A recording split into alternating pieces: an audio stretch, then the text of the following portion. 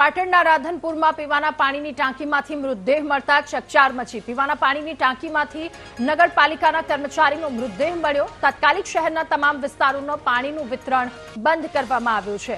મૃતક કલ્પેશ મકવાણા પાલિકાના પાણી પુરવઠા વિભાગમાં કામ કરતા હતા।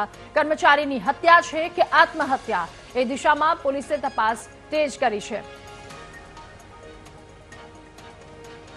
વધુ માહિતી મેળવીશું। સંવાદદાતા ભરત આપણી સાથે ફોનલાઈન પર જોડાયા છે।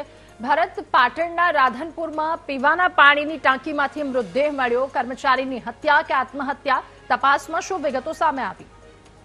ચોક્કસથી રાધનપુર નગરપાલિકાની અંદર રોજંદા કર્મચારી તરીકે ફરજ બજાવતા કલ્પેશ શ્રીમાળી એટલે કે મકવાણા નામનો જે 32 વર્ષીય યુવાન છે તેનો અત્યારે પાણીની જે ટાંકી આવે છે, ઓવરહેડ પાણીની ટાંકી હોય છે, તેની અંદરથી તેનો મૃતદેહ મળ્યો છે। અને મૃતદેહ મળવાની સાથે સમગ્ર રાધનપુર શહેરમાં ચકચાર મચી ગયો પામી છે। કારણ કે રાધનપુર નગરપાલિકાનું જે પાણી પુરવઠા વિભાગ અને વોટર વર્કસનો જે વિભાગ છે ત્યાં ગાડી જે આ કલ્પેશ મકવાણા નામનો જે 32 વર્ષીય યુવાન છે તેનો પાણીની ટાંકી અંદરથી મૃતદેહ મળતા સમગ્ર પંથકમાં ચકચાર મચી જાય છે। કારણ કે 2 લાખ લીટરની જે પાણીની ટાંકી હોય છે, પાણીની ટાંકીની અંદર તેનો મૃતદેહ તડફતી હાલતમાં નજરે પડતા જોવા મળ્યો હતો। તેને લઈને જે પાણી પુરવઠાના કર્મચારીઓ તેમજ નગરપાલિકાના કર્મચારીઓ ઘટના સ્થળે પહોંચી અને તેનો મૃતદેહ બહાર કાઢવામાં આવ્યો હતો અને જે સમગ્ર પાણી આખા વિસ્તારમાં પૂરું પાડવામાં આવે છે તેની અંદર તેની લાશ મળતા અત્યારે સમગ્ર રાધનપુર જે વિસ્તાર છે ત્યાં ગાડીનો પાણીનો સપ્લાય અત્યારે તો બંધ કરી દેવામાં